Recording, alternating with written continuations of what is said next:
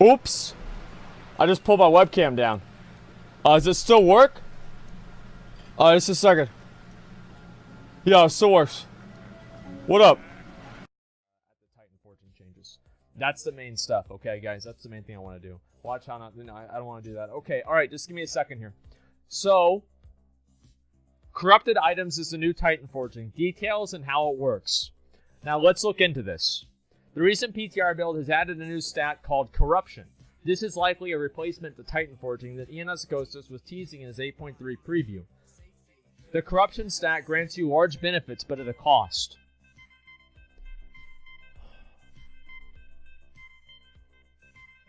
Okay.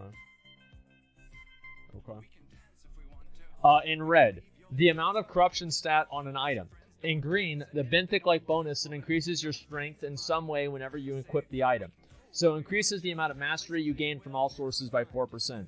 This creates a risk-reward system that allows the highest itemable gear to be from the best content, but maintains a reason to continue to farm content in hopes for an upgrade. However, unlike TITANFORGING, you'll have to be careful about equipping too many corrupted items that, as a high corruption stat, will have some pretty negative effects.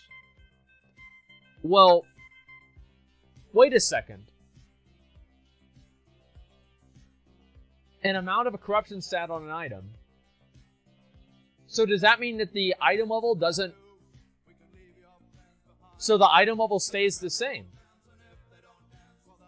I'm confused here. Because it says creates a risk-reward system which allows the highest itemable gear to be from the best content. That's good. Okay. Give me a second here. I'm going to look at the rest of these. Corrupted, okay, list of affixes. Alright, we'll look at that afterwards. So, corrupted item bonuses. Let's look at the corrupted item bonuses. Your avoidance is increased by an amount equal to percentage of your haste. Haste you gain from all sources. Mastery you gain from all sources. Health regen continues during combat. Increases your leech. Healing received from all sources. Reduces damage taken from dots. Let's see. Your spells and abilities to grant you flash of clarity. Increasing cooldown of your last 3 spells by 2 seconds. Corruption stat. When you get a corrupted item, you'll get a certain amount of corruption stat whenever you equip it. Each positive affix appears to have a corruption value attached to it, so the better the positive affix, the more corruption you'll get. As your corruption stat increases, you'll gain additional negative effects at certain thresholds. In addition, for every level of corruption, the negative effects will continue to become worse and worse. When you get more corruption, your character also starts to look different.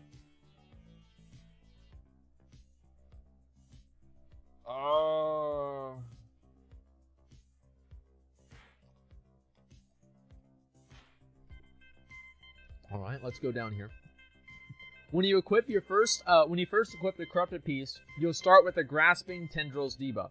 Taking damage has a chance to slow your movement for 5 seconds. The magnitude of the slow increases with further corruption. When you have more than 20 corruption, you gain the Corrupted Zone debuff.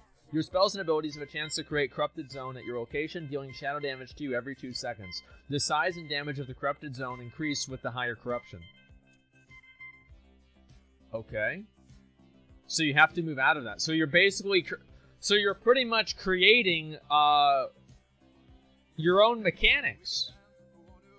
Like, I don't see how this is... This seems like something that if you're playing on, like... in like a raid, it seems like such a fucking headache to deal with. I'm thinking like what this would work with, or how this would make sense. Because like to me, it seems like this is it's not that great, man. Okay, let's see. The visual effect is... It's not about the visual effect. Nobody cares about the visual effect. People care about the debuff, right? So it depends on how much damage it does. And so the bigger the zone is, the more corruption you have, the bigger the zone is. When you have more than 40 corruption, you gain the Grand Delusions debuff. Taking damage has a chance to summon a thing from beyond, which pursues you for 10 seconds. Its speed increases with further corruption.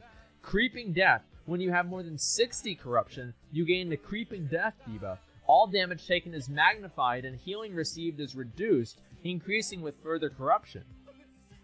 Cleansing a corrupted item, but we don't know exactly how to do that yet. This will be very useful if you have a very good item that rolled too much corruption, but we found the following string. Cleansing this item will remove the following effects. Oh! So... How are you supposed to stand outside fire whenever you are the fire? Yeah, there is that. So, thinking about how the player base wanted more mechanics to deal with, yeah, this is insane. Okay, let me look at the rest of this. Corruption reduction and corruption resistance. There appears to be a way to reduce your corruption and a new stat called corruption resistance. We don't exactly know what corruption resistance is or how it's obtained right now. The new essences also have the following line in their minor tooltip: unique corruption reduced by 10.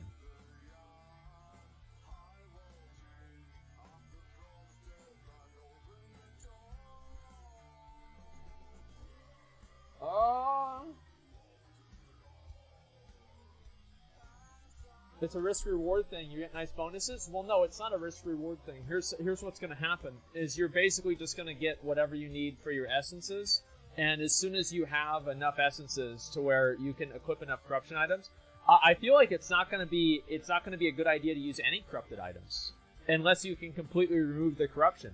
Because if you have something that'll slow your movement, that's terrible for raiding. Like, if you accidentally just get yourself slowed, like, imagine on, like, there's like a boss called Radiance of Ashara, and he does like a big AoE ability to everybody in the raid, and then also he summons tornadoes, and the tornadoes will basically kill you if you get hit by them, especially with the AoE ability. So imagine if you have this, and the AoE ability slows you, and then the tornado spawns, and you fucking die. This is so convoluted. Why can't they just trash it? Why does it always have to be something else? I don't know. See, I feel like here's what Blizzard should do, is they should make, like, I'm okay if they keep some sort of, like, Titan forging in the game, as long as you can get it on your own, like, deterministically. Like, that's the only thing that I want. I just want to be able to work towards gear. Like, that's it. That's all I want. Just be able to work towards gear. Like, I don't want to play a slot machine for a piece of armor. It's annoying, right? A Vol Orb? I don't feel like this is the exact same as corrupted gear from PoE. I mean, corrupted gear from PoE, it's a little bit different. You can also cleanse corrupted gear in PoE, and, it's much more volatile than this, of course. So, put the item level upgrade system back from MOP. Yeah, you just add the item level upgrade system back into the game, and you remove the amount of, like, you do that, you remove bonus rolls from the game. You give people 1 bonus roll coin a week, right, rather than 2. They've already been cutting that down from 3 that it was at before. So that's all they need to do. Just, man, they say it's unique, so you can probably only have 1. Even though it's enough to keep you under turning threshold to negate the corrupted zone, it's more likely that you can reduce it and only have the grasping tendrils debuff. Yeah, I mean, I don't know. Do you guys think they're making gearing too complicated? Like, this is, because I feel like they might be doing that personally. That's kind of the way that it feels like to me. Is that they might be making gear a little bit too complicated. What are your thoughts? Yeah? A little bit too complicated? Yeah, I mean, like, this is... Oh, TPS with no corrupted gear? Yeah, I mean...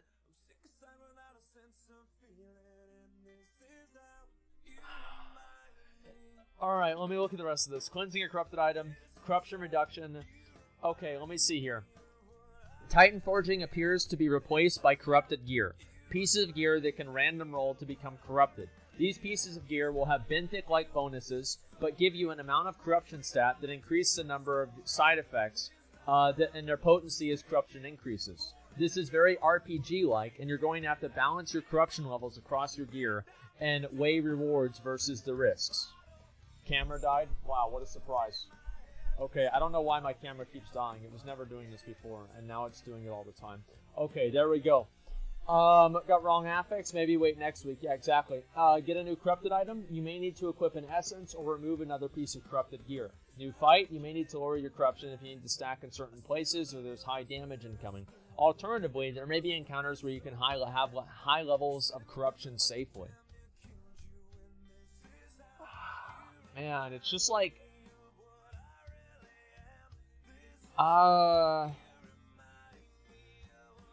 Such a bad idea, man. It just seems really complicated. And it also, like, another thing about it, it makes it to where, like, every single player can like, there's like a personal responsibility with every individual player now.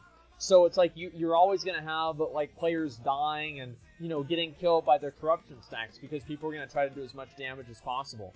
And it's like people that are, what do you call it? People that are always trying to, I don't know. I'm trying to think of a way to put this. Okay, wrong camera angle. It's weird. Well, too bad. It's just another way to force players to play the game as much as they can.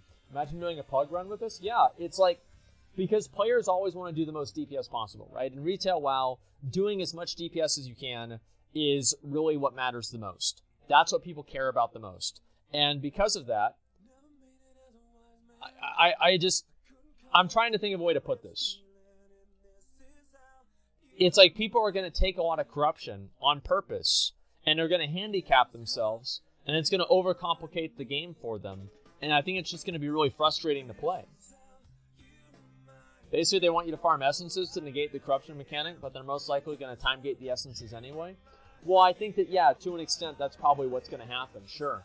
Greedy is the word? Yeah, they're going to be greedy about it, of course. Someone at WoW has, like, was like, no more TITANFORGIng, they didn't like it, and the guy says, only beer, I can fuck this up even worse. No, this is better than TITANFORGIng. Like, I really think that it is. Because it also, like, this doesn't affect itemable. Like, I don't know why people are saying this is worse than TITANFORGIng. I don't think that it's worse than TITANFORGIng at all. Like, this seems substantially better than TITANFORGIng. It's not. Well, here's why it's not. Here's why I think that it's better, okay? And, read the other post too? Yeah, let's read the other one, okay? It's still RNG. Well, basically the same thing? No, it depends on, like, what the impact of this is. So, for example, I mean, like, if you have... It depends on, like, the level that the corruption affects your character. And I think that's the main thing, is that the corruption affects your character in a big way, and you want to equip lower level... Here's the point. If you have to equip lower level gear with corruption stats, I figure that's probably the point where it's probably an issue. Like lower itemable gear with corruption stats. That seems like a problem. But as long as the max level gear can only get the corruption stats, you can only equip that, then it will be okay. It will probably be okay. Okay, corrupted items. Now let's look at the other one, okay? I'll take a look at this and we'll see what they say about this, okay? At least it stops the inflation of itemable. Yeah, exactly. Okay, let me see here. Corrupted stat ranges. From our testing, each positive affix on a corrupted item can roll one of 3 tiers. Each tier can roll a different range of corruption stats that will be applied to an item. If you find an item that falls outside these ranges, please let us know. Tier 1, Tier 2, and Tier 3. So in the new corrupted item system, not only do you have to hope for an item to be corrupted, but you also have to get it in the right positive affix, and you also have to hope for a low corruption stat roll in the tier's range on the item.